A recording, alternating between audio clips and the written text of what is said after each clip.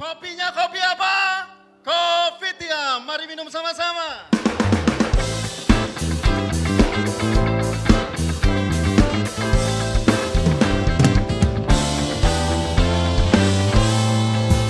Silakan duduk kembali. Malam hari ini kita akan membahas sebuah tema spesial tentang personalized medicine. Ada kalanya penyakit yang berbeda bisa diobati dengan obat yang sama. Akan tetapi ada kalanya penyakit yang sama justru membutuhkan obat yang berbeda.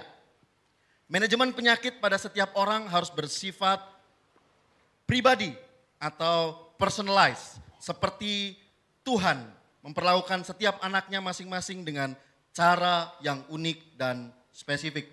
Kita akan membahas topik ini dan kita akan terlebih dahulu mendengar dari narasumber kita selama 20 menit, 30 menit ke depan. Dan kemudian kita akan bersama-sama bertanya jawab.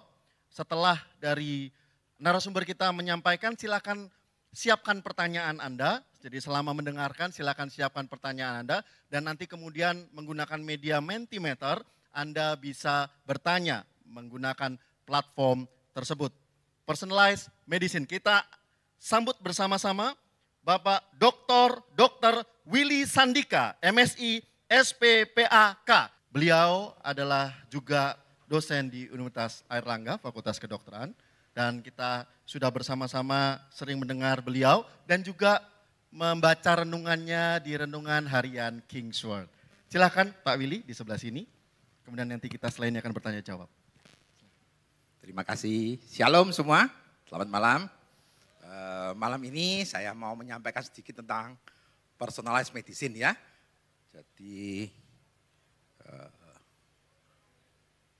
Jadi saya terkesan sekali ya ketika membaca Alkitab di dalam Amsal 26 ayat 4 dan ayat 5. Karena ini ayat yang berurutan dan ternyata sangat berbeda. Satunya jangan menjawab orang bebal menurut kebodohannya. Dan ayat 5 langsung jawablah orang bebal menurut kebodohannya. Nah ketika saya membaca itu sebagai seorang spesialis patologi, saya langsung teringat, oh berarti Alkitab ini mengajarkan kepada kita suatu terapi yang bersifat personalized atau pribadi. Jadi kita ini diajarkan oleh Alkitab bahwa kita ini memang harus pendekatannya pribadi. Ada kalanya harus menjawab orang bebal menurut kebodohannya, tapi pada saat lain kita tidak boleh menjawab orang bebal menurut kebodohannya.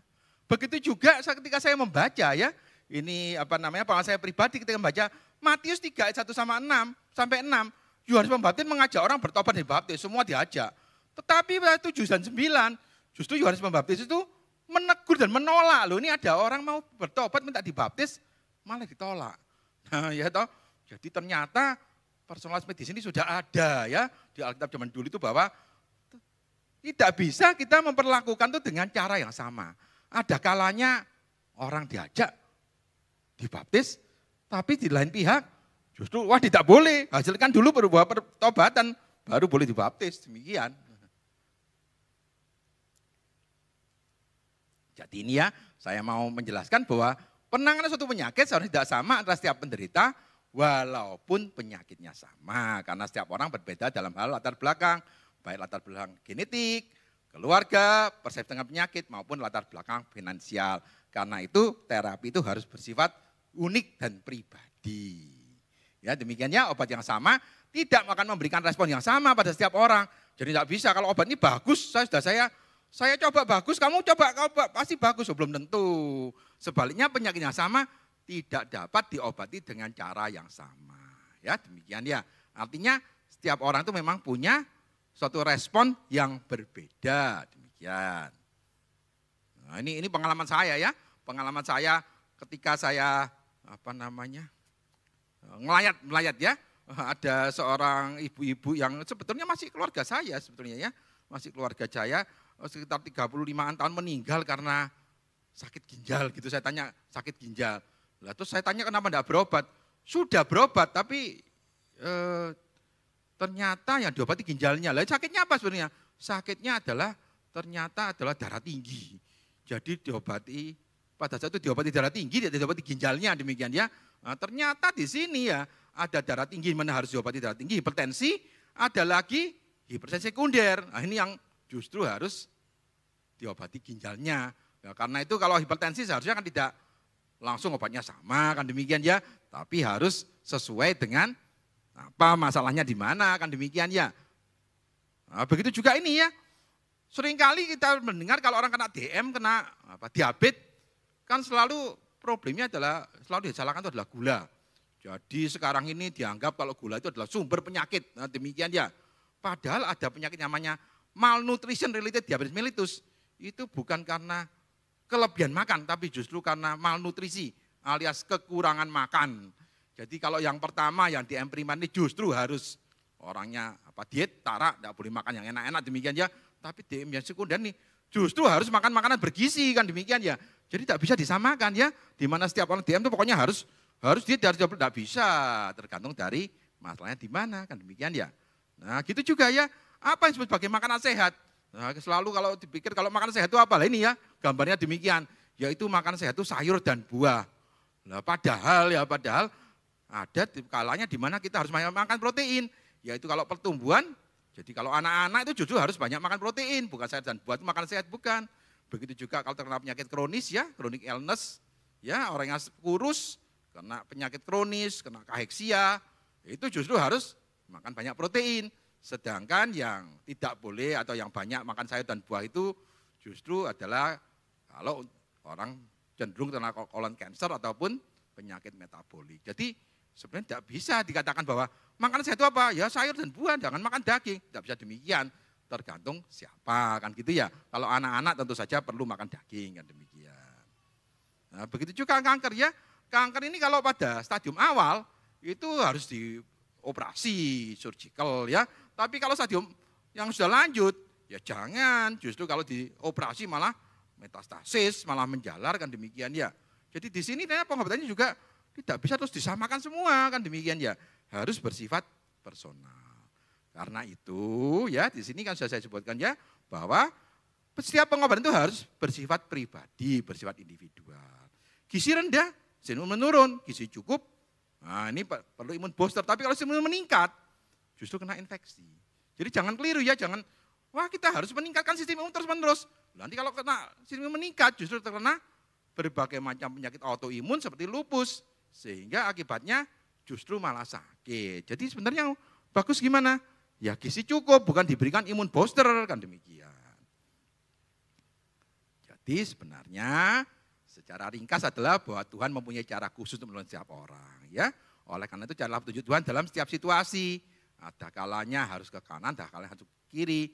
Tidak bisa satu macam resep digunakan bagi setiap orang. Itu adalah konsep daripada personalized medicine. Ya itu saja. Terima kasih. Ini adalah pengantar saya untuk malam hari ini bahwa saya membicarakan tentang personalized medicine. Saya akan bertanya dulu ke Pak Dokter. Saya panggil Pak Dokter ya, karena memang dokter kan ya.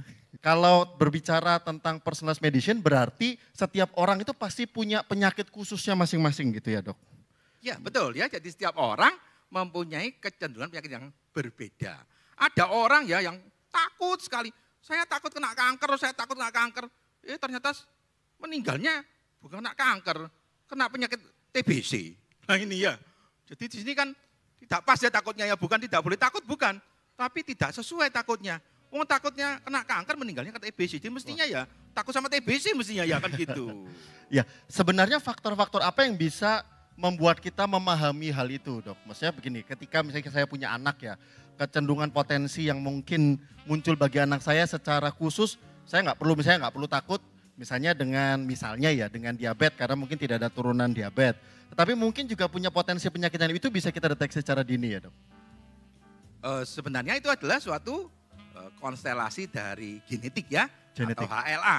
Okay. Nah, di mana setiap orang punya HLA dan HLA tertentu itu memang membuat orang kebal terhadap penyakit tertentu dan rentan terhadap penyakit yang lain. Oke, berarti bisa kebal terhadap penyakit tertentu tapi juga bisa rentan terhadap penyakit yang lain. Jadi ada orang yang rentan terhadap penyakit tertentu, ada lain yang justru kebal atau relatif kebal. Demikian. Apakah pasti ada korelasi, maksudnya sudah ada penelitian yang pasti kalau dia itu kebal terhadap ini maka rentan ini, kalau rentan ini kebal terhadap ini. Apakah ada yang begitu dok?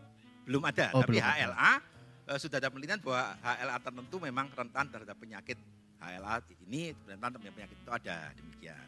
Tapi kalau daftar daripada penyakit apa tidak bisa, demikian ya.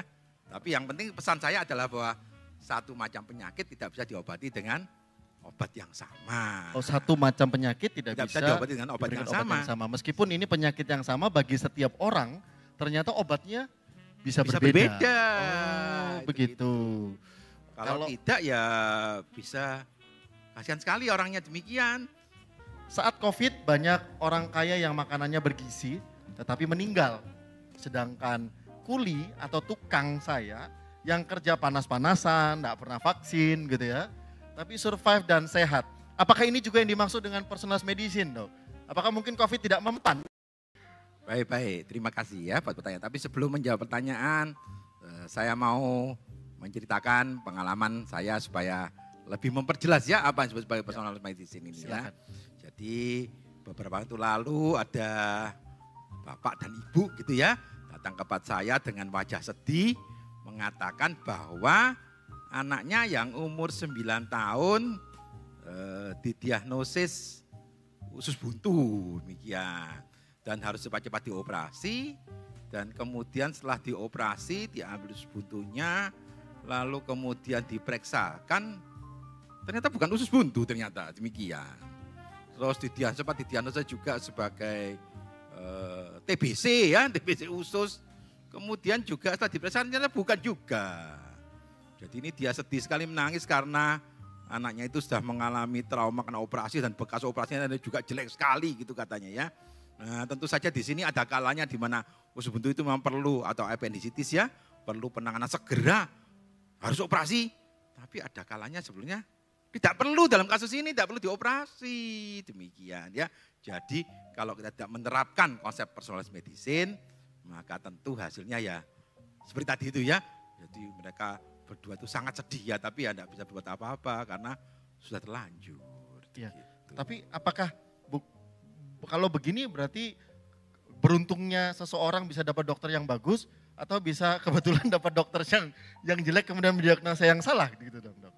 Justru penekanan saya di sini adalah bahwa kita perlu mencari tuntunan Tuhan.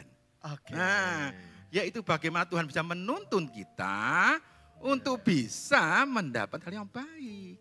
Iya. Demikian. Ya, jadi penting sekali, tuntunan Tuhan itu penting sekali. Karena kalau orang itu kan selalu kan menganggap bahwa semua itu adalah sama. Iya. Jadi ini juga pengalaman lagi ya, pengalaman yang kedua, tapi ini sudah lama, sudah beberapa tahun yang lalu ya. Ada seseorang yang kena remaja kena kanker tulang pada kakinya. Dan kemudian di luar pulau ya, dia tinggal di luar pulau, kemudian dia diamputasi, nah, gitu ya, tapi ini tidak mau dia, ceritanya beda, tidak mau menolak.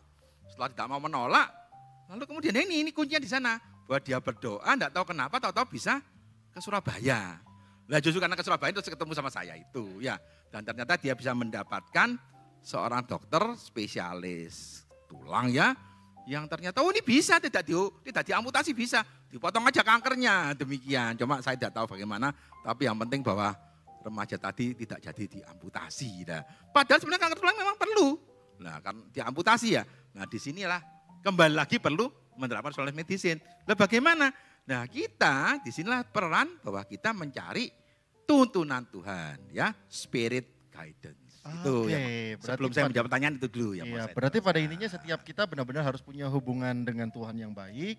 Dan dokternya juga harusnya pasti punya hubungan dengan Tuhan dengan baik ya. Sehingga bisa memberikan saran yang tepat bagi pasiennya, dan kita yang datang kepada dokter tersebut dapat tuntunan Tuhan, dokternya juga dapat tuntunan Tuhan, sehingga klop bahwa keputusan diambil benar-benar dari hikmat Tuhan. Itu ya. Idealnya demikian betul, tapi sayangnya sedikit sekali ya dokter yang kenal Tuhan sekarang. Makanya jadi dokter. Begitu ya. Demikian. Ya baik, sekarang kita menginjak pada. Oke. Nah ini ada case ini mungkin case by case tadi yang tadi belum dijawab. Ya. Yang tadi tentang COVID. Mana COVID tadi yang bahwa tadi, kok hilang nanti COVID-nya tadi? Iya. Pertanyaannya gimana tadi? Apa bisa diulangi pertanyaannya? Kembali. Tentang COVID tadi? Belum dijawab. Tadi nomor 8. Coba. Ya, mungkin bisa. Oke, next. Diulang lagi pertanyaannya tentang COVID tadi. Itu kalau nggak salah. Seingat saya adalah pertanyaan itu terkait dengan seorang kuli bangunan. Nah, banyak orang kaya makanya bersih. Itu betul ya. Jadi ternyata COVID ini tidak memandang tidak memandang orang gitu ya istilahnya. Baik orang kaya, orang miskin kena semua. Ya. Orang badannya besar, orang badannya kurus kena semua gitu ya. Demikian ya. Lalu kemudian orang yang tidak menjaga kebersihan pun juga tidak kena, ada yang demikian. Katanya kan harus menjaga kebersihan, tidak kena ya kan demikian ya. Jadi kembali lagi bahwa sebenarnya ya, kalau kita bicara COVID ini sebenarnya adalah bahwa lingkungan kita yang membuat orang menjadi sakit. Ya, jadi sebetulnya itu. Nah, ini kan COVID sekarang katanya di Singapura katanya banyak lagi katanya. Lagi tinggi jadi, katanya. Sebenarnya prinsipnya adalah maskerku menyelamatkanmu, maskermu menyelamatkanku. Artinya apa? Artinya kalau tidak bisa kalau kita pakai masker kemudian kita sehat saja tidak bisa. Justru lingkungan kita, nah, kalau disuruh pakai masker semua, ayo semua sini pakai masker semua. Saya tidak pakai, justru malah aman-aman. Gitu ya. Jadi kalau di sini tukang saya kuli kerja panas-panasan vaksin survive dan sehat, ya bisa saja ya toh. Kalau memang sehari-hari memang dia istilahnya itu bergaul dengan orang-orang memang tadi menjaga kesehatan tadi, yang pakai masker tadi. Sedangkan yang itu kan tidak pakai masker banyak kan gitu ya. Sebab mereka biasanya sulit sekali ya jadi orang-orang yang justru dari kalangan itu ya kurang juga sulit sekali ya pakai masker seperti itu. Nah itu jadi sumber penularan sehingga justru yang orang sekitarnya itu bisa kena. Jadi kalau di sini tukang saya kerja panas-panasan vaksin survive meninggal. Itu karena Anda. Oh itu betul pasti itu. Ya karena bisa. Tapi coba ditanyakan, apakah teman-temannya tidak? Lah itu gitu ya. Sebab teman-temannya bisa tertular itu gitu ya. Jadi sebetulnya justru kita divaksin itu melindungi orang lain ya. Jadi bukan untuk melindungi diri kita sendiri. Terbukti ya dengan adanya vaksin COVID ternyata jumlah COVID sangat menurun. Sebab dengan divaksin maka melindungi orang lain. Lah divaksin bisa kena. Loh kenyataannya bisa kok kenyataannya. Loh ini kenyataan aja tuh habis divaksin ya bisa kena bisa. Tapi bukankah langsung turun ya. Sehingga langsung turun dan sekarang kita bisa aman-aman saja ya. Kembali seperti biasa. Demikian ya. Justru tukang tersebut jadi sehat karena kerja di tempat kita. Karena kita menjaga kesehatan, tukangnya sehat. Demikian ya. Jadi lingkunganlah yang membuat orang sehat atau sakit. Nah ini juga ada hubungannya bahwa seringkali orang itu selalu menyalahkan orang yang sakit ya. Kalau kasar itu victim blaming. Kalau ada orang sakit yang salah orang sakit. Kalau ada orang dirampok yang salah ya itu orang dirampok. Lo kan aneh. Harusnya yang salah kan yang perampoknya. Ini enggak. Lah kamu enggak hati-hati. Nanti kalau ada orang kejar sepeda motor. Lah sepeda motor enggak kamu kunci ganda gitu. Selalu yang disalahkan adalah apa? Justru yang korbannya. Lah ini kan aneh ya. Di dalam masyarakat itu selalu gitu ya toh. Padahal ya tidak hati-hati ya tidak masalah itu. Yang sudah hati-hati yang kejadian ya banyak itu gitu kenyataannya loh ya. Demikian. Ya itu demikian itu gitu juga ya. Bahwa lingkungan adalah suatu hal yang sangat penting karena itu dengan menjaga lingkungan yang baik gitu ya, maka kita pasti bisa terhindar. Baik, terima kasih Dok buat jawabannya. Silakan pertanyaan berikutnya. Kalau tanya lagi boleh. Ya masih banyak Dok. Yang tadi, maksudnya yang tadi bertanya COVID, kalau misalnya mau bertanya lagi boleh. Oh iya, silakan nanti masukkan lagi ke Mentimeter. Kalau Anda masih belum puas dengan jawabannya, silakan tanyakan kembali. Oke, yang berikutnya, apa benar golongan darah tertentu mempunyai kelemahan terhadap suatu penyakit tertentu? Ya, jawabannya benar ya, benar. Tetapi sayangnya dimaksud golongan darah sini bukan golongan darah ABO ya, karena itu terlalu sederhana sekali. Golongan darah itu sebenarnya ada banyak sekali ya, bukan hanya ABO saja yang kita dengar golongan darah A, golongan B, golongan darah O, AB ya, tapi ada golongan Rhesus, ada golongan MN, ada Lewis antigen. Jadi banyak sekali golongan darah di mana kalau orang transfusi darah itu harus tes ya golongan darahnya, bukan hanya ABO saja. Tapi memang betul ya, bahwa memang ada golongan darah tertentu mempunyai kelemahan dan penyakit tertentu. Tapi ya ini pesan saya ya, jangan kemakan sama hoax yang mengatakan bahwa golongan darah ABO di mana kalau golongan darah A maka akan sering terkena penyakit ini, B ini, kalau O gini, AB gini, demikian ya. Sebab golongan darah ABO ini memang itu adalah pembagian yang sangat sangat sederhana. Sebenarnya golongan darah itu ada banyak sekali jumlahnya ya. Jadi banyak sekali golongan darah. Yang kita kenal itu hanya ya ini golongan darah mayor yang disebut sebagai ABO demikian. Iya, kalau Ya. golongan darah biru biasanya penyakitnya obesitas ya. Nah, Karena kebanyakan itu contohnya makan. ya, contohnya demikian ya, Iya. betul-betul. Ini pengelompokan yang lain. Nah, gitu, ya, betul-betul. Kalau ada yang belum puas dengan jawabannya tadi silahkan ditanyakan lagi di Mentimeter, kita akan lanjutkan. Kita masuk dulu pertanyaan yang berikutnya. Waktu COVID-19 ada orang ketakutan sehingga diimunisasi. Maksudnya divaksinasi mungkin. Oh, mungkin ya, imunisasi juga. betul. Sampai 4 kali. Bagaimana pendapat dokter?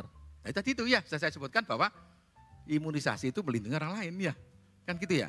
Jadi sebetulnya adanya atau penurunan drastis daripada COVID ini itu yang berjasa siapa? Yang berjasa adalah orang-orang yang diimunisasi.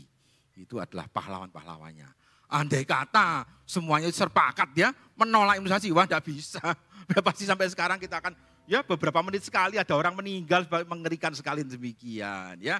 Jadi kalau diimunisasi 4 kali, ya bagus ya. Karena dia berarti menjadi pahlawan bagi Orang lingkungannya. lain. Betul. Ya, dengan orang imunisasi itu menjadi melindungi orang lain. Demikian ya. Jadi bagus sekali ya kalau diimunisasi 4 kali ya. Berarti Gitu waktu ya? itu sebenarnya slogannya harusnya ikutilah vaksin karena Anda akan menjadi pahlawan bagi orang lain. Begitu. Nah mungkin lebih tepat, tapi orang jadi tidak mau. Gitu. Oh, iya, iya. Wah, gitu Iya. ya. Tapi kenyataan demikian ya, kenyataannya bahwa dengan vaksin itu sudah terbukti ya bahwa kalau orang divaksin tidak menularkan pada orang lain. Walaupun dia bisa terkena lah, anehnya gitu. Jadi ada orang protes, saya ini sudah divaksin kok tetap aja kena ya. Loh, memang tidak jaminan. Tapi yang pasti dia tidak menular untuk orang lain. Nah ini yang bagusnya di situ. Akhirnya apa? Tidak ada penularan. Kita sekarang menjadi aman ya kan? Kita tanpa masker pun kita akan aman sekarang ya. Dia menyimpan penyakitnya buat dirinya sendiri gitu ya. Dok? Bukan berkat adanya Tidak apa? menularkan Berkat pada adanya orang lain. vaksin. Iya, karena jadi Gitu vaksin. ya. Dengan semua diharuskan vaksin, wah kita sekarang merasa aman. Iya, terima Ya. kasih dok buat jawabannya. Oke, apakah benar awal dari bibit penyakit itu berasal dari beban pikiran diri sendiri? Kalau memang benar, bagaimana solusinya? Itu katanya apa? Semangat yang patah mengeringkan tulang. Gitu. Silakan dok. Awal dari bibit penyakit itu bukan dari pikiran, tetapi dari memang kelainan tubuh.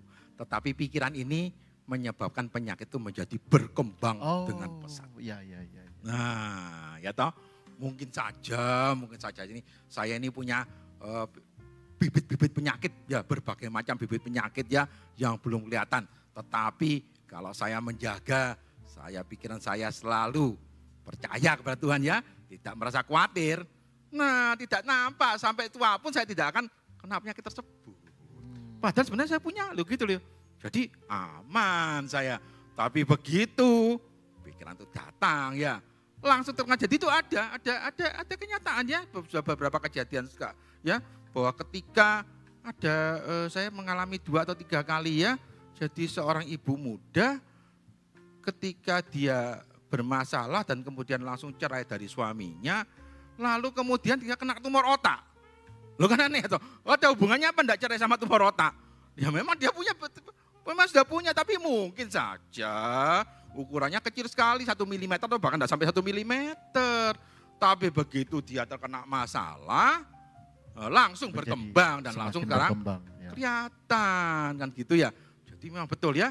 Jadi kalau disebut bahwa dalam Alkitab tuh bahwa hati gembira obat yang manjur. tidak jadi sakit gitu. Iya, iya. Walaupun tadi punya bibit penyakit tidak jadi sakit, orang sehat-sehat terus. Tapi kalau orang yang stres, yang ada dia ada bibitnya, kena. Tapi kalau tidak ada bibitnya, ya tidak kena dong ya toh. Saya tidak punya kena bibit kanker ya, walaupun stres bagaimanapun juga tidak akan kena kanker. Iya, iya. Iya kan, tapi kalau kena langsung muncul semua.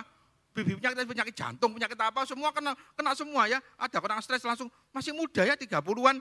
Loh kok sudah kena stroke? Aneh ya, dicari-cari, oh iya ya ternyata memang ini pada masalah dengan istrinya, masalah apa, demikian. Gitulah, ini memang stres bisa jadi kakinya jadi nampak. Iya. Loh dari orang lain kena stres sangat berat ya, enggak kena stroke itu. Ya cuma orang itu kena stroke. Iya. Demikian, Karena ya. jelas dikatakan memang obat yang manjur. Berarti kan Nah. sebenarnya obatnya ya. Nah, jadi- Penyakitnya memang ada, tapi dengan Penyakitnya hati ada, yang tapi kalau kena iya, jadi hati yang heal, gembira. hati yang gembira. enggak jadi muncul. Betul. Penyakitnya sendiri ketakutan enggak jadi muncul. Gitu. Iya, iya, Ya. iya, iya. Jadi bagaimana solusinya? Ya, saya kasih tahu ini. Biasanya orang selalu menganjurkan solusi adalah berpikir positif, biasanya gitu biasanya. Tapi kalau pengalaman saya, berpikir positif justru malah buruk ya gitu ya. Lah gimana? Iya toh, pengalaman saya berpikir positif malah buruk. Terus terang aja saya kasih tahu gitu. Jadi saya kasih tahu ya ini pengalaman saya saja ya. Ada seseorang ibu-ibu yang sakit bolak-balik sakit terus saja. Bolak-balik sakit terus. Lalu kemudian selain sakit dia juga sering cerita bahwa suaminya itu memperlakukan dia dengan buruk. Jadi selain sakit suami dengan buruk. Lalu kemudian setelah itu saya tanya sama dia, lah kalau menurut pendapatnya orang-orang gimana? Menurut pendapatnya ibu sudah dinasehati. Mungkin kamu kurang gini, mungkin kamu kurang baik, mungkin kamu kurang itu demikian. Dan itu ternyata justru malah membuat dia sakit karena dia merasa bersalah. Oke. Begitu dan saya kasih tahu. Loh, terus kalau menurut dokter gimana? Ya memang suami buruk memang ya, kamu salah pilih, saya kasih tahu gitu. Oh iya dok, kok baru dokter aja ngomong suami saya buruk gitu. Iya ya memang jelek berarti, padahal saya enggak kenal, sebetulnya. Tapi saya kasih tahu aja, ya memang karakter suami buruk itu memang. Lah begitu saya kasih tahu gitu, dia langsung gembira wajahnya. Dan langsung sakitnya jadi berkurang dan tidak pernah berubah, jadi senang sekali dengan baru dokter aja yang mengatakan bahwa suami saya buruk. Yang lain mengatakan bahwa saya yang buruk, itu gitu. Jadi kalau ternyata mengucap syukur ternyata atau bahwa punya suami seperti itu ternyata kok ya kurang pas pengalaman saya. Justru dengan mengakui bahwa suaminya buruk dan kemudian diterima saja karena tidak bisa apa-apa ya. Kan seperti lagu apa namanya? Ya wis ben duwe bojo sing galak itu ya. Diterima saja ternyata akhirnya dia bisa menerima. Jadi gembira ya. Ya sudah. Iya ya memang nasib saya gini ya sudah tidak apa-apa saya jalani saja. Memang nasib saya punya suami buruk itu. Berarti dokter ini bukan cuma konsultasi kesehatan ya, tapi buat tempat curhat juga ya berarti ya. Bukan gitu masalahnya. Kalau orang datang itu kadang-kadang lama enggak keluar soalnya cerita-cerita itu jadi pasien yang lain enggak masuk. Ya. Ceritanya panjang sekali gitu ya masalahnya. Iya. Jadi lebih panjang akhirnya konselingnya. Iya. Ya sudah saya kasih tahu gitu aja, belum saya enggak kenal ya saya kasih tahu. Sudah selesai vonis demikian aja. Ternyata dia gembira dengan pernyataan seperti itu ternyata. Dari konsultasi kesehatan jadi konseling Bapak Ibu. Karena berkaitan tadi kalau dengan begitu jadi lebih gembira, jadi lebih cepat sembuh. Iya. Padahal belum tentu, belum tentu loh ya. Cuma saya kasih tahu aja. Ya memang karakternya suamimu itu buruk. Memang jelek sekali memang kita kasih tahu gitu sudah. Iya. Kalau ketahuan suaminya mungkin akan marah-marah ya, mungkin gitu ya. Tapi dia berasa terhibur dengan kata saya sangat terhibur dan akibatnya dia membaik ya. Jadi membaik, betul-betul membaik. Itu kenyataannya demikian. Oke. Jadi Bapak Ibu, bahwa tadi kalau ditanyakan apakah awal dari bibit penyakit berasal dari beban pikiran, bukan. Bibit penyakitnya mungkin ada dalam setiap, karena kita adalah manusia yang rentan ya. Sekitar kita ini kan banyak sekali virus, bakteri dan sebagainya itu tidak bisa kita hindarkan. Tetapi ketika hati kita gembira, hati kita berserah pada Tuhan dan selalu mengandalkan Tuhan, penyakit itu tidak akan bisa berdampak buruk, lebih buruk bagi hidup kita. Ya, jadi tidak berkembang. Jadi tidak sembunyi malah. Iya. Ketakutan. Nah, gitu ya. Cara pengobatan barat memeriksa adalah dengan indikator 2 yang diambil dari sampel darah. Sedangkan pengobatan timur hanya lihat mata, kuku, detak jantung, kulit, lalu bisa deteksi. Mana yang akurat? Wah ini tanya tentang teknis diagnosa ini sepertinya dok. Kalau ini tanya mana yang akurat tergantung mau dikasih obat apa kan gitu ya. Lah kan obat kan sesuai dengan diagnosisnya kan gitu ya. Kalau diagnosisnya tadi panas sama dingin, ya perlu digolongkan ini penyakit ini karena panas apa karena dingin. Kalau panas ya kita kasih obat yang dingin. Tapi kalau obatnya adalah obat yang berbeda ya. Obatnya itu adalah apakah ini obat penyakit infeksi atau bukan infeksi atau kanker atau metabolisme. Ya tentu saja pemeriksaannya ya harus berbeda.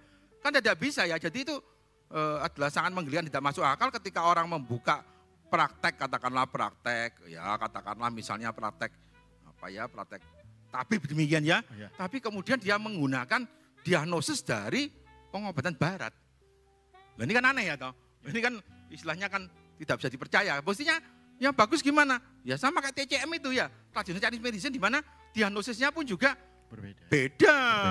Ya kan gitu ya. Obatnya beda ya bergantung pada diagnosis tadi kan gitu. Jadi setiap dokter tergantung ilmunya. Nah demikian. Kan pengobatan macam-macam ya. Ada pengobatan barat, ada pengobatan timur. Nah harus dicatat saja ya. Bahwa kalau pengobatan barat ini adalah pengobatan yang Judeo-Kristen. Jadi berakar dari kepercayaan Yahudi dan kekristenan. Sedangkan pengobatan timur itu beda kepercayaannya. Jadi bukan berarti tidak boleh bukan ya, tapi ya hati-hati saja kalau pakai pengobatan timur bisa-bisa nanti kena aliran yang lain. Kan gitu ya. Karena memang pola pikirnya beda demikian. Itu ada yang dasarnya dari pengobatan-pengobatan dari India ya, dari kitab Veda, dari Qi, dari macam-macam. Di mana itu pola pikirnya memang berbeda demikian. Dan kalau kita ikuti, lama-kelamaan bisa saja kita ikut dalam arusnya. Sedangkan yang pola barat ini memang asalnya dari Judeo-Christian religion, artinya dari kepercayaan Yahudi dan kekristenan. Baik. Oke, apakah penting bagi dokter di bidang medis untuk mengetahui latar belakang tiap pasien dan sejauh mana kapan pasien dirujuk ke spesialis kesehatan jiwa? Ya, apakah penting untuk mengetahui latar belakang? Ya jelas penting ya tadi itu ya. Yang tadi saya ceritakan kan gitu ya, bahwa ternyata ada banyak sekali latar belakang yang mempengaruhi hasil pengobatan. Dan kapan harus dirujuk ke kesehatan jiwa? Ini ada di sini ada SPKJ teman saya ya, spesialis kesehatan jiwa. Tapi mohon maaf ya, kalau menurut saya kesehatan jiwa ini cukup yang psikotik saja. Cukup yang orang istilahnya kena gila itu ya, psikotik. Sedangkan kalau tekanan mental, tekanan batin seharusnya tidak dibawa ke spesialis kesehatan jiwa. Itu gitu. Itu gitu. Nah, membedakannya apa, Dok? Ini karena memang hanya tekanan batin. Tapi yang satunya ini memang benar-benar secara medis memang harus ditangani oleh. Jadi kan kalau di dalam kesehatan jiwa ini kan ada neurotik, ada psikotik. Psikotik itu artinya gila memang dalam pengertian memang ada ada zat tertentu yang kurang gitu istilahnya ya. Jadi memang kalau diperiksa neurotransmitternya memang ada yang kurang. Gak peke gitu. Nah, itu memang beneran. Jadi memang harus dikasih obat memang demikian ya.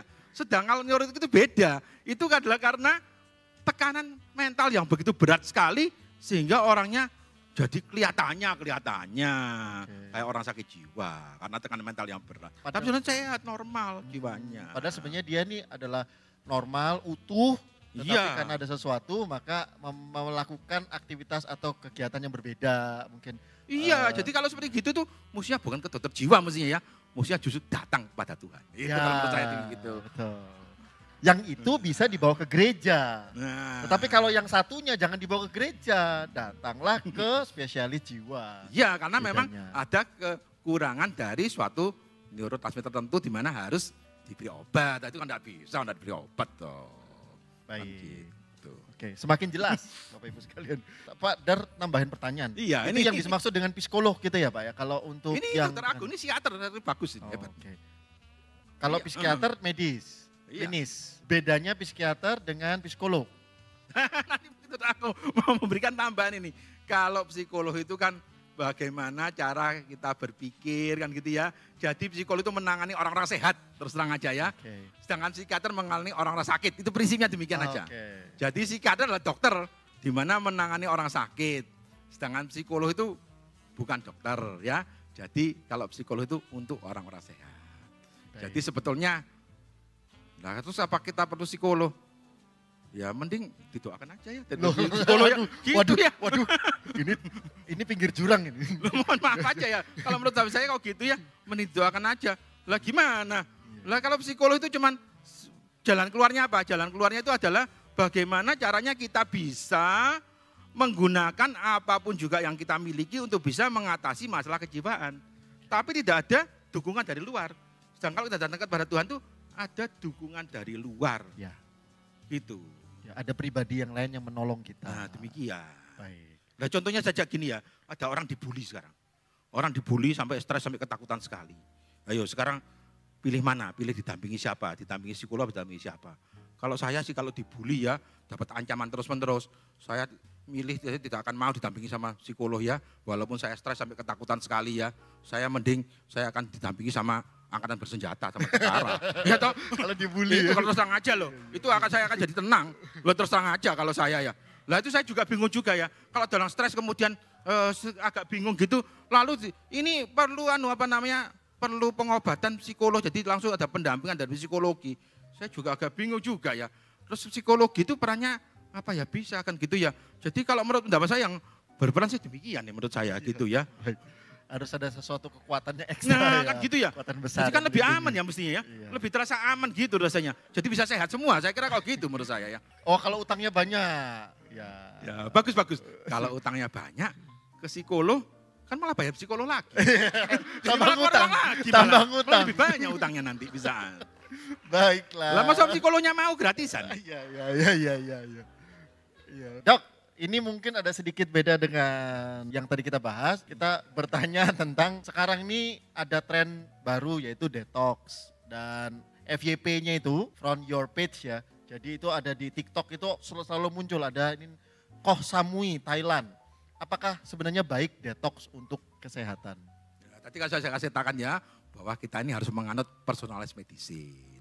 Jadi kalau tanya apakah detox baik untuk kesehatan? Kesehatannya siapa? Kan gitu ya. Mungkin aja pada kesehatan si A, si B itu baik, tapi kalau yang lain nggak bisa secara umum baik secara untuk kesehatan ya toh. Ya baik pada orang tertentu, tidak baik untuk yang lain gitu. Kan tadi kan saya sudah pengantarnya adalah personalized medicine di mana suatu pengobatan itu tidak bisa disamaratakan untuk Semua orang. Tidak bisa Kan gitu digeneralisasi. Iya, slogannya kan demikian. Betul. Jadi bisa saja baik untuk orang tertentu tapi belum tentu baik bagi yang lain. Jadi jangan terpengaruh pada media sosial. Apalagi yang FYP itu belum tentu semuanya baik buat kita. Silakan tadi minta hikmat Tuhan tadi. Nah, Ya. sekedar cerita saja ya seperti juru ada sari buah merah, ada apa ya. pace ya. Itu kan apa namanya iklannya bisa untuk berbagai macam penyakit. Lah terus sekarang kok jadi apa namanya hilang. Apakah tidak bisa? Oh, bisa, bukan tidak bisa ya. Itu manjur. Tapi manjurnya hanya beberapa saja. Lah ketika itu kemudian diiklankan dan dipakai semua orang, Belum tentu. orang menjadi banyak kecewa. Ah. Andai kata tidak diiklankan, tidak dipakai semua orang, itu bagus saya kira. Bukan bohong, bukan, itu beneran bisa. Tapi hanya untuk orang-orang tertentu. Iya. Ya. Ya termasuk yang viral-viral kayak waktu COVID kan ada pakai obat cacing dan sebagainya. Bagi sebagian orang manjur tapi bagi Iya, lah belum kenyataannya tentu. memang bisa ya toh. Tapi kan tidak bisa terus semuanya. Ayo semua saya kasih itu semua. Lah kenyataannya tidak malah sembuh, malah bermasalah gitu. Wah, ini Dok, ini isu yang terbaru nih tentang AstraZeneca mengakui tentang bahwa mereka punya efek samping. Sehingga Ya, kalau bisa betul. ditanyakan vaksin ini perlu gagal, hoax atau enggak sih? Ya toh memang sudah diakui bahwa itu yang diakui punya efek samping. Tapi mungkin aja punya efek samping yang belum diakui itu mungkin aja ya toh. Kan tidak Yang lain, kemungkinan toh ya toh. Bedanya yang lain belum mengakui Iya mungkin. toh. Kalau tanya perlu gagal apa tidak? Ya tidak gagal dong. Buktinya AstraZeneca mau terbukti bisa Ya, melindungi. COVID-nya juga turun. Masuk gagal. iya. Tapi gagal dengan pengorbanan yang lain. Ternyata ada beberapa efek samping. Justru itu yang juga menegaskan bahwa sebenarnya ada personalized tadi ya. Nah, Mungkin bagi kan sebagian orang jadi efek gitu. samping, yang lainnya Nah, karena semua enggak. dikasih semua ini pokoknya semua bisa lah. Akhirnya terus jadi timbul tadi efek samping tadi, dan itu ada yang sudah diakui memang oleh AstraZeneca, ada yang sudah diakui. Tapi ya mungkin saja Persentasenya mungkin bisa ya ada yang belum diakui bisa. Orang katanya ya sejak vaksinasi di COVID ini kok di Jepang ini apa angka kejadian kanker jadi meningkat katanya gitu. Lah ini ada hubungannya apa enggak? Kan gitu ya. Nah, bisa saja kan walaupun belum terbukti kan gitu ya. Jadi bisa ada efek sampingnya, bisa nggak bisa diakui kok. Tapi gagal apa tidak? Ya tidak gagal dong. Maksudnya bisa gagal. Wong terbukti bisa melindungi COVID kan tujuannya vaksin melindungi COVID kan. Kan gitu ya. Apakah benar pernyataan bahwa setiap obat itu sebenarnya punya efek samping tetapi dengan kadar yang berbeda-beda gitu dong? Apakah Tepat benar? sekali. Ah, oke. Obat itu selalu punya efek samping. Dan saya kasih tahu, ini saya kasih tahu ya. Kalau obat itu kayak khasiatnya banyak sekali, efek sampingnya sedikit. Itu obat itu tidak manjur, saya kasih tahu ya. Tapi kalau khasiat sedikit, efek sampingnya banyak, itu obat itu sangat manjur, saya kasih tahu. Waduh, Nah, gimana dok? gitu ya. Diulangin dok. Jadi ini Ya, nih. contohnya ya. Saya pertama kali dengar itu sampai saya, istilahnya kalau bahasa Jawa itu ketenggengen gitu ya. Ada namanya obat streptase. Streptase itu obat itu efeknya cuma satu, efek sampingnya banyak sekali. Tapi ternyata kalau dikasih itu orang tadinya tersumbat pembuluh darahnya bisa langsung lancar. Orang sakit jantung, sumbatan jantung langsung bisa lancar. Luar biasa ini. Jadi kalau obat itu ternyata kalau efek sampingnya banyak ya, efeknya sedikit justru malah manjur ya. Dan contohnya lagi apa? Thalidomid. Thalidomid itu obat yang dikutuki dulu ya. Karena apa? Karena banyak membuat bayi-bayi tidak punya tangan, tidak punya kaki. Sekarang thalidomid terbukti, oh ini bagus sekali untuk kanker, untuk penyakit beset ya, itu penyakit untuk sariawan yang sangat besar sekali di mulut, bagus sekali. Ya, jadi obat-obat yang efek sampingnya besar itu ternyata justru malah efeknya kuat. Sedangkan yang efek samping kecil itu kelihatannya kok ya hanya main-main aja ya. Kenapa ya? Karena ya efek samping kecil tadi ya semua diminum semua ya tidak ada efeknya akhirnya gitu. Kan gitu ya toh. Malah Kan semua gitu ya, obat diminum gitu malah gak ada efeknya. Ya toh. Karena apa ya tadi itu karena Sebenarnya kecil khasiatnya. iya, sudah ada obat itu ya. Obat ini bisa buat apa? Bisa buat diabetes, darah tinggi, asam urat. Pokoknya semua penyakit ada. Di sana daftarnya penyakit obat ini bisa untuk 50 macam penyakit. Efek sampingnya hampir tidak ada. Lah terus ragu-ragu lah obat ini memang efektif apa enggak? Kan gitu, jangan-jangan obat tidak efektif. Gitu, iya. Hasil cek darah oke, tapi sedikit tinggi gula dan kolesterol. Diet makanan sudah dilakukan tapi seringkali bangun tidur kaki tangan masih sering terasa kram. Sudah konsultasi dokter tapi solusi hanya diet saja. Kalau ini kayaknya harus konsultasi pribadi deh. ini sudah rekam. Ini Sekedar informasi saja, sekedar informasi ya. Iya, Bahwa kalau orang kena kram, kena apa itu selalu yang dikambing hitamkan. Nah itu ya, dikambing hitamkan selalu kolesterol ya. gula. Bola-balik selalu kolesterol, gula demikian ya. Padahal kolesterol gula itu walaupun itu penyakit yang berbahaya, tetapi justru tidak memberikan gejala. Jadi kalau kena gejala itu biasanya malah itu bukan penyakit kolesterol gula tapi berbagai macam penyakit autoimun yang menyerang saraf demikian ya. Ya itu sudah banyak terbukti demikian ya.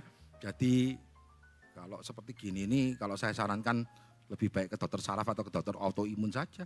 Lebih baik demikian ya. Ya mungkin Karena saja apa? dari situ ya dok. Ya. Iya karena autoimun apa? Jangan lupa sekarang banyak penyakit autoimun karena ketika sistem imun meningkat keluarlah penyakit autoimun.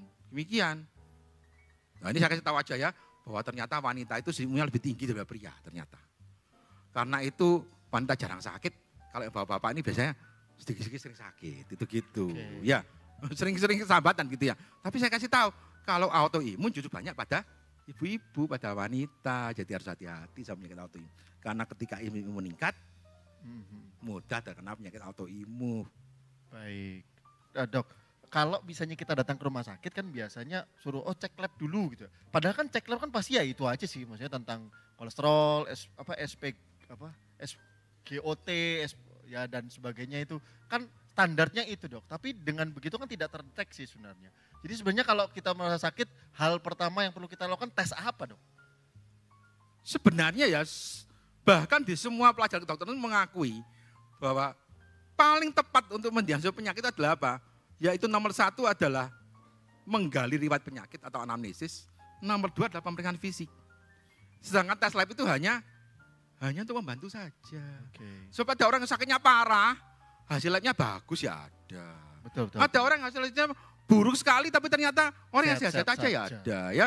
Jadi saya tidak mau terjebak kalau ini dok ini sakit hasil labnya ini ya dari ibu saya gimana orangnya. Dia bisa saja ibu orangnya itu sudah tidak bisa bangun diranjang terus hasil labnya bagus ya bisa. Jadi ya saya tidak akan tertipu lah orangnya bagaimana saya tanya gitu dulu. Ya, jadi lab itu sama sekali tidak mencerminkan keadaan orangnya. Saya kasih tahu gitu. Oke, ya. Jadi belum tentu hasil lab itu benar-benar bisa merepresentasikan penyakit. Nah, yang orang kena serosis itu penyakit hati yang sudah paling akhir ya, sudah paling parah. Itu SGOT, SGPT bisa normal ya. Nah, itu aku bilang iya langsung. Padahal itu paling parah sudah stadium akhir. Namanya serosis. Oke. SGOT, SGPT normal. Oke. Kalau dengar gini benar ya, jawabannya adalah semakin dekat pada Tuhan itu lebih baik. Minta bimbingan pada Minta Tuhan. bimbingan Tuhan. Soalnya Gitu, jadi betul. bingung juga nih dok. Spirit Terus gimana, guided dong? care. Nah gitu ya, spirit guided life. Oke, benar. Berarti kita butuh tuntunan Tuhan setiap hari. Seperti lagu tadi ya. Ya Tuhan tiap jam. Ya ku betul tepat memerlukanmu. sekali itu. Bagaimana pendapat dokter tentang penyakit turunan? Misalkan jika ayahnya diabetes katanya akan menurun ke anak perempuan. Begitupun sebaliknya. Apakah itu benar? Ini butuh Ya kalau konfirmasi. diabetes ini kan tidak dari kromosom X atau kromosom Y ya, sehingga dia kan bukan dari seks kromosom, dari autosom. Sehingga penyakit diabetes itu ya bisa menurun baik ke anak perempuan maupun anak laki-laki. Semua. Demikian, ya. Jadi itu resikonya ya, resikonya. Tapi saya kasih tahu kalau kita menjaga kesehatan penyakitnya tidak timbul. Betul tadi ya. Jadi orang yang punya diabetes tapi tidak timbul anehnya penyakitnya. Gitu. Meskipun bibitnya ada, Iya. tapi ketika Iya, kehidupan gitu. kita lebih baik, maka itu tidak akan Iya, ternyata muncul. tidak timbul penyakitnya. Apa saja faktor risiko utama yang diketahui memicu terjadinya kanker? Oh, penyakit kanker itu ada 4 macam penyebabnya ya, saya tahu ya. Mudah sekali. Nomor 1 adalah genetik ya. Genetik itu apa? Ya dari gen tadi diturunkan ya. Nomor 2 apa? Nomor 2 adalah virus ya. ada virus hepatitis, virus Epstein-Barr, demikian ya. Bahkan virus HIV pun katanya bisa kena kanker ya. Dan virus HPV yang paling terkenal ya, kena kanker serviks, nomor 2 virus, ya itu genetik, 2 virus, 3 radiasi. Radiasi itu radiasi ya sinar gamma, sinar alfa, termasuk radiasi sinar X, dan yang paling penting adalah sinar ultraviolet yang sehari-hari kita kena ini ya, bisa kena kanker kulit. Dan yang justru yang paling utama adalah bahan kimia. Nah bahan kimia ini adalah, bahan kimia ini yaitu banyak didapat pada barang-barang yang dibakar ya. Jadi ya hati-hati dengan barang yang dibakar. Karena barang yang dibakar itu enak ya. Contohnya ayam panggang kan enak. Ayo sekarang pilih mana, ayam panggang apa ayam goreng? Lebih enak ayam panggang dong. Nah tapi kalau yang dibakar nih punya jelaga, dan jelaga ini punya polisiklik aromatik hidrokarbon yang bisa menimbulkan kanker gitu ya. Membuat saya berpikir sate betul. Jadi bahaya juga kalau kebanyakan makan sate ya. Bukan cuma kolesterolnya tapi Saya nih ya pernah punya pengalaman punya proyek membuat tikus jadi kanker. Sulitnya luar biasa ya. Tapi di sulit itu saya betul-betul juga ketakutan juga karena saya menggunakan bahan-bahan yang karsinogen tadi, dan di mana kalau kena nanti saya yang kena kanker kan gitu bisa aja toh. Jadi serba susah. Kalau tikus itu sulit dibuat kanker, tapi orang mudah kena sakit kanker lah ini ya. Jadi memang bahan-bahan karsinogen ini terbukti dimasukkan tikus pun jadi kanker. Apa peran imunoterapi dalam pengobatan kanker saat ini, dan apa tantangan terbesar yang dihadapi dalam pengembangannya? Imunoterapi. Ya memang ini yang personalized medicine ini ya, imunoterapi ini. Gitu ya. Ya. Jadi ketika ada gen tertentu, kita menggunakan antibodi tertentu. Jadi yang disebut sebagai antibodi yang bersifat selektif tadi. Artinya adanya gen tertentu ya, kalau kita periksa, kita di bagian patologi anatomi ini ada dokter-dokter dari bagian patologi anatomi, saya kebetulan ada 5 orang yang mau menemani saya ini ya, saya terima kasih ya. Itu kita semua memeriksa, memang ada beberapa kelainan gen di mana setiap hari ya, hampir setiap hari kita periksa, oh kalau orang punya kelainan gen ini, maka ini mempan dari imunoterapi ini. Kalau tidak berarti ini tidak mempan, harus carikan imunoterapi yang lain. Jadi kalau saya sarankan ya justru imunoterapi ini yang penting justru gitu ya. Kenapa ya? Karena kalau radiasi sama kemoterapi kan banyak menyengsarakan ya. Walaupun sekarang kemoterapinya bagus-bagus, tidak katanya jauh lebih bagus ya dari yang dulu, tapi ya tetap aja kan orang jadi apalagi kalau radiasi kan tidak bisa makan ya, orang rambutnya brodol semua demikian ya. Jadi kan memang menyengsarakan. Dan imunoterapi ini justru ya memang ya selama ini yang terbaik lah. Tapi imunoterapi dalam pengertian imunoterapi yang bersifat antibody targeted, jadi antibody terhadap target tertentu. Bukan imunoterapi secara umum meningkatkan sistem imun, bukan ya. Kalau meningkatkan sistem imun nanti kena penyakit autoimun. Jadi saya pesan jangan sampai mau dibohongi dengan orang yang mau meningkatkan sistem imun. Karena obat meningkatkan sistem imun itu bisa menimbulkan penyakit autoimun. Tapi harus menggunakan namanya targeted terapi, yaitu antibody terhadap sel tertentu. Bukan meningkatkan sistem imun, bukan. Sekali lagi saya garis bawahi. Setiap orang, setiap pasien itu harus diketahui terlebih dahulu sebenarnya penanganan yang tepat seperti apa. Baru bisa ditetapkan tadi ya, terapi yang seperti apa yang tepat buat dirinya begitu ya. Betul ya, jadi dari bagian patologi anatomi ini memang kalau hasil operasi ya, kalau kanker kan dioperasi biasanya diperiksa dari jaringannya itu ada kelainan gen apa, dan kemudian bisa mengetahui kira-kira ini mempan terhadap obat ini atau tidak. Tapi sekedar tahu saja bahwa obatnya itu sangat mahal ya, obatnya mahal sekali.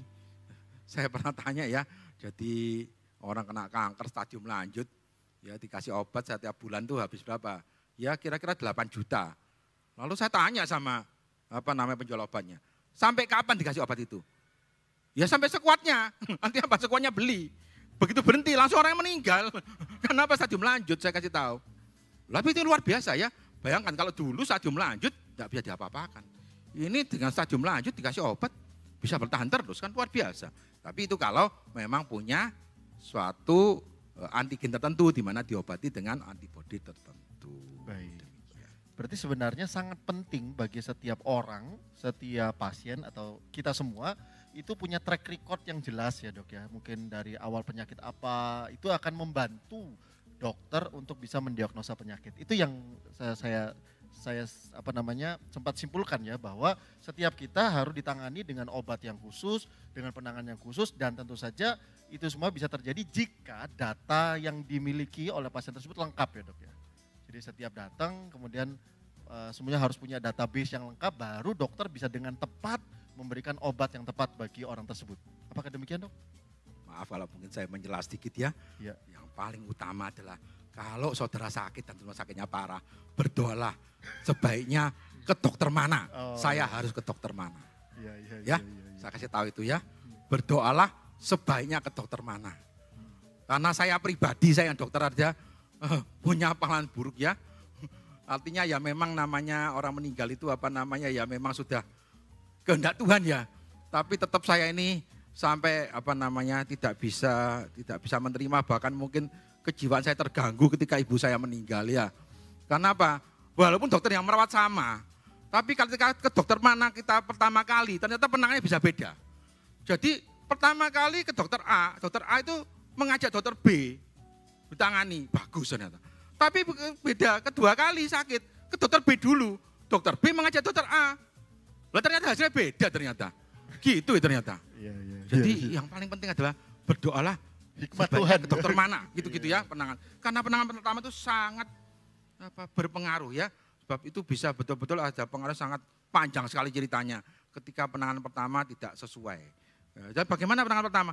Ketika sebelum saudara ke dokter, saudara masih punya kuasa, punya wewenang. Ya toh, mau kemana itu kan hak saudara. Ya. Tapi kalau saudara sudah ke dokter, kan tidak bisa apa-apa ya. Ya tinggal nurut aja. Ke rumah sakit diobati apa aja kan masa bisa. Dok saya enggak mau obat ini, saya pilih yang ini aja. Masa bisa ya toh. Iya. Jadi itu kan tergantung dokternya ya. Jadi ya kalau ke dokter yang ya istilahnya itu sesuai dengan kehendak Tuhan, maka ya akan bagus hasilnya. Iya. Gitu. Pertama kali adalah memilihlah dokter yang bagus. Betul, ya. Tapi katanya orang-orangnya ini yang punya, tapi saya bukan pengalaman saya sendiri, katanya orang-orang, katanya kalau berurusan dengan pengacara juga gitu juga. Hal yang pertama adalah berdoalah memilih pengacara yang baik, gitu katanya orang-orang gitu. Tapi saya tidak pernah berurusan dengan pengacara sehingga ya saya tidak punya pengalaman, saya tidak bisa cerita. Malam dok, mau bertanya apakah tremor pada tangan berindikasi penyakit tiroid? Atau berindikasi pada penyakit apa kira-kira? Iya, kalau tangannya gemetaran ya toh, itu kan kembali lagi bahwa personal medicine ini kan tidak bisa satu macam penyakit dia berikan obat yang sama. Misalnya orangnya tangannya gemetar gitu, kena penyakit Parkinson, ya beda toh penyakitnya, penyakit basedow, penyakit tiroid kan jelas beda obatnya, tidak bisa disamakan ya. Kan gemetar itu kan buyutan itu ya, kan gitu. Jadi tidak bisa sakit atau gejala yang sama diobati. Jadi kalau pada penyakit tiroid apa tidak, ya jelas sama diobati dengan obat yang sama. Tadi kan slogannya kan harus personal. Informasinya belum lengkap. Jadi harus ditambahi dengan mungkin informasi yang lain sehingga kita bisa tahu ini indikasi penyakit apa. Karena setiap orang, sekali lagi kita sepakati bersama bahwa setiap orang bisa punya pengobatan yang berbeda. Dan tentu saja bisa juga dengan potensi penyakit yang berbeda-beda pula. Begitu. Apakah orang ketika terkena flu, batuk, radang penyebabnya karena imun lagi rendah atau rentan? Biasanya kalau terkena flu, batuk, radang itu biasanya yang disalahin imunnya dok. Apakah benar demikian? Apakah yang salah adalah sistem imunnya sehingga dia mudah terkena flu, radang, batuk? Begitu? Ya betul ya memang ya. Kalau memang orang kena penyakit infeksi ya karena imun rendah. Cuma sayangnya pengalaman saya itu tidak bisa diatasi dengan imun booster. Justru dengan gizi yang baik itu akan teratasi. Itu gitu ya. Jadi gizi yang baik itu jauh lebih bagus daripada imun booster demikian ya. Artinya apa gizi yang baik? Ya 4 sehat 5 sempurna itu. Kan anak-anak sekolah sudah diajarkan semua gizi yang baik adalah 4 sehat 5 sempurna. Jadi langkah pertamanya memang harus memperbaiki gizi ya? Nah itu tadi. Jadi obat yang bagus itu apa? Ya gizi yang bagus tadi. Oke. Justru kalau misalnya ini kok saya kok lagi mikir ini kebiasaan ya dok. Kalau saya sakit biasanya pakai itu imun yang warna apa? Bu Christine.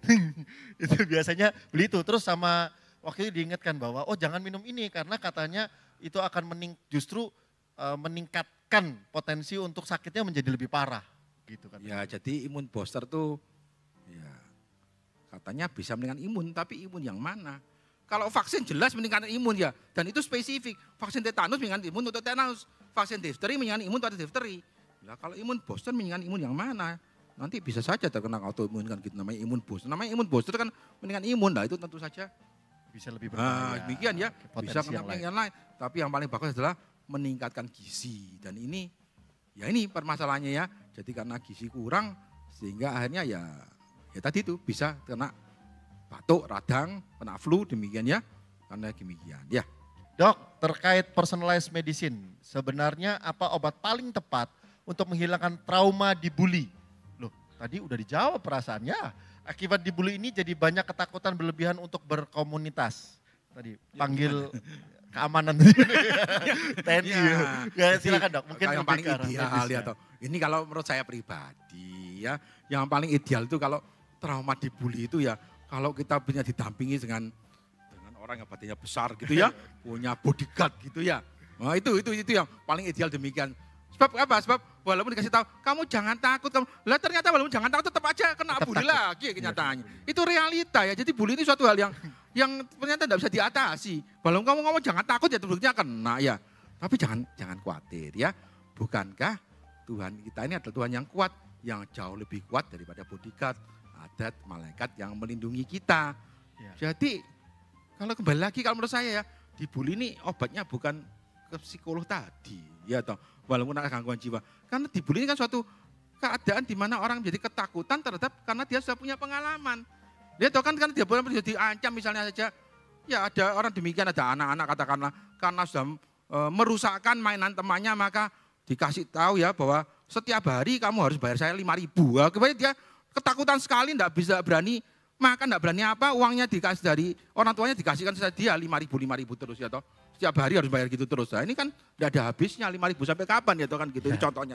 Ya gimana? Ya kalau punya orang yang kuat tadi kan gitu ya. Tapi untungnya kan kita ini kan punya Tuhan yang kuat, yang jauh melebihi daripada bodyguard ya. Gitu. Iya. Tapi kalau ke psikiater saya kira ya, ke psikolog apa ya bisa mengatasi yang tadi disuruh bayar 5.000 tadi itu ya. Itu, ya masalah gitu ya, ada yang gitu, ada anak-anak karena merusakkan mainannya atau disuruh bayar temannya itu gitu. Mungkin lebih ke arah menimbulkan keberanian di dalam diri. Itu betul itu.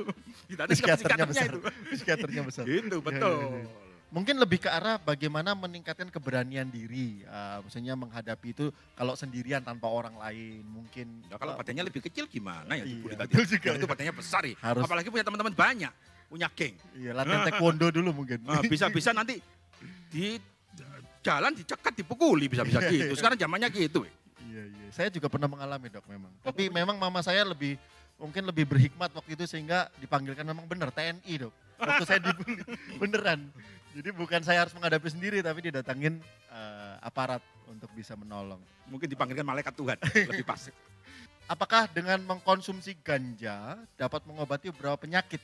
Kalau ada, penyakit apa? Ini memang Ya, sedang kembali ada lagi dapat bahwa bahasan ya. ini tema personal medicine ini memang sebetulnya tidak ada obat yang jelek, tidak ada obat yang bagus ya sebenarnya. Jadi sebetulnya ganja pun yang dilarang pun itu sebenarnya ya ada efek baiknya itu ada. Iya tadi obat, Tapi- tapi efek sampingnya besar. Nah, tapi kenyataannya kan ganja ini kan tetap dilarang ya. Tapi ya memang ada efeknya, itu artinya efek baiknya itu selalu ada dan mengobati itu bisa untuk mengobati, demikian ya, itu kenyataan demikian. Namanya personal medicine kan gitu ya. Artinya ya mestinya pada orang itu bisa kan demikian ya. Tapi ya kembali lagi kalau pada semua orang akhirnya tadi itu sebenarnya di-ban ya. Di-ban itu artinya dilarang kan. Sekarang ganja kan tidak boleh ya, tetap dilarang. Di Indonesia tetap dilarang dan dinyatakan terlarang. Karena kalau ketahuan ya bisa masuk penjara, bisa Ya. demikian. Ya, Karena gitu. memang secara hukum memang dilarang. Nah, kan demikian ya. Secara regulasi hukum dilarang. Kan gitu. Tapi sebenarnya ya tiap obat itu selalu ada efek positifnya, ada efek negatifnya, demikian. Dan yang pasti kita benar-benar tadi harus tahu obat apa yang paling tepat buat kita. Baik juga tadi kalau misalnya secara sederhana, baik bahkan secara dosis mungkin, atau jenis obatnya, bahkan setiap obat, produksi obat dari pabrik-pabrik bisa juga beda-beda ya dok. Pabrik A manjur, pabrik B nggak manjur. Betul, buat walaupun kita. isinya sama ya, kadang-kadang isinya sama, ternyata beda. Iya, saya tidak tahu nih kandungan apa yang membuat obat Iya. dari pabrik ini kok jadi lebih manjur buat Khasiatnya saya. beda Gitu ya. ternyata isinya sama. Jadi ini kan saya ini memang spesialis patologi, tapi saya ini mau membagikan pengalaman saya kepada sini ya. yaitu pengalaman saya sekaligus ketika saya sudah berjalan bersama Tuhan. Di nomor 1 saya ini coba bisa membagikan ya ini di gereja. Nomor 2 itu apa? Nomor 2 kalau saya ngasih pelajaran agama Kristen. Oh. Karena itu saya walaupun ya istilahnya tidak dapat keuntungan apa-apa. Ini saya istilahnya itu saya sampai mau berkorban demi supaya bisa jadi dosen agama Kristen gitu istilahnya demikian ya. Hanya supaya bisa membagikan pengalaman saya selama berjalan bersama Tuhan. Puji Tuhan. Terpujilah nama Tuhan. Ada dokter yang seperti ini Bapak Ibu. Oh iya. Baik. Mengajar di mana sih dok? Kenapa? Ngajar agama Kristen di mana? Ya di Fakultas Kedokteran Universitas Airlangga. Iya. Oh ngajar agama Kristen. Jadi ngajar agama Kristen ya. Jadi istilahnya agama Kristen itu suatu hal yang ngajar agama Kristen itu tidak disukai. Kenapa tidak disukai? Karena tidak bisa dihitung sesuai dengan bidang keilmuan. Jadi apa yang kita kerjakan itu harus sesuai dengan bidang keilmuan itu baru bisa dihitung. Jadi kalau saya ngajar patologi itu bisa dihitung. Ngajar agama Kristen tidak bisa dihitung, tidak sesuai. Bidang keilmuannya tidak sama kok, tidak bisa dihitung gitu. Tapi kan ini kan untuk membagikan pengalaman. Ya memang dok, iman kan dasar dari segala sesuatu yang tidak bisa kita lihat dok. Kan gitu. Jadi memang gak kelihatan, tapi iman itu ada. Osteoporosis seringkali dikaitkan dengan kurang kalsium. Apakah memang hanya karena kurang kalsium?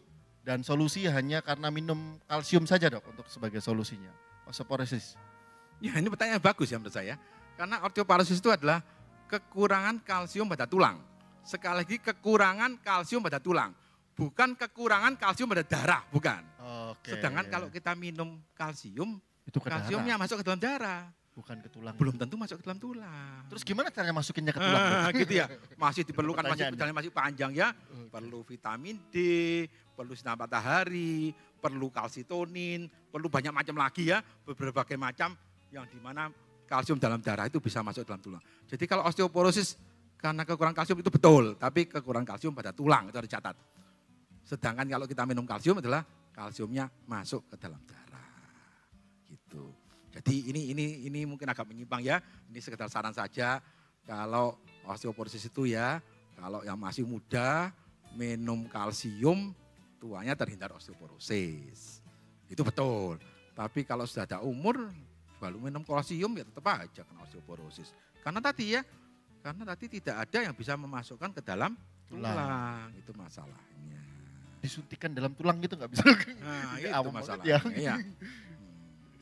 Pasti ada cara-caranya ya secara medis ya sebenarnya.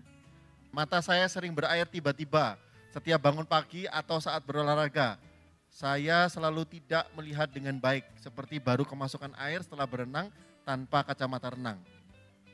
Secara sekilas dok, dengan hikmat yang Tuhan berikan buat dokter. Ini kira-kira sakit apa? Ya memang ada keadaan-keadaan ya di mana membuat mata berair. Contohnya adalah kalau kita terkena alergi ya memang ada peka atau hipersensitif, hiperreaktif ya dari mata itu memang membuat mata berair. Cuma ini saya mau komen saja, ini sekitar mau komen ya. Bagi yang matanya sering berair itu harusnya merasa lebih beruntung. Sebab ada orang tertentu yang matanya kering sehingga harus tiap beberapa jam, maka 1 jam, 2 jam tetesi terus ya.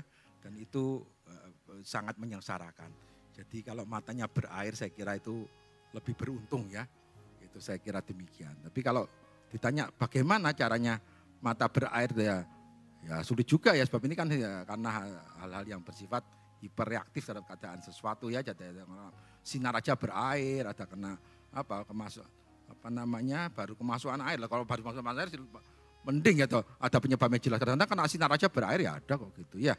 Jadi ya sulit ya untuk bisa bagaimana mengatasinya. Tapi ya kembali lagi bahwa mata berair ini jauh lebih untung daripada mata yang kering. Demikian. Baik, puji Tuhan. Terima kasih dok buat jawabannya. Ibu sekalian saya ingin sedikit menyimpulkan untuk COVID yang malam hari ini. Bahwa yang pertama setiap orang punya secara pribadi penyakitnya mereka masing-masing dan cara pengobatannya masing-masing. Obatnya juga bisa berbeda-beda satu dengan yang lain. Apa yang perlu kita lakukan? Yang paling penting adalah ketika kita minta hikmat kepada Tuhan. Yang pertama meminta hikmat untuk ketika kita sakit tahu ke dokter mana yang tepat. Itu yang paling penting yang pertama. Yang kedua kita bisa tahu penanganan apa yang paling tepat buat setiap kita tentu saja semuanya berasal dari hikmat Tuhan. Oleh sebab itu mari kita semua mendekatkan diri semakin dekat lagi semakin mengenal Tuhan sehingga tahu kehendak Tuhan dalam kehidupan kita. Sekali lagi kita berikan tepuk tangan buat Dr. Willy. Terima kasih Dok buat malam hari ini. Banyak ilmu yang sudah kita dapatkan dan kiranya Tuhan memberkati Dr. Willy semakin lagi dipakai Tuhan lebih lagi di dalam pelayanan dan juga pekerjaan profesinya. Terima kasih Dok. Ya, terima kasih juga saya ucapkan kepada Pak Darmanto dan Gereja Rock yang sudah memberi kesempatan pada saya untuk membagikan pengalaman saya dan apa yang saya pikirkan ya selama ini. Terima kasih Dok. Mari kita kembali ke tempat duduk Dok. Terima kasih Dok. Ya.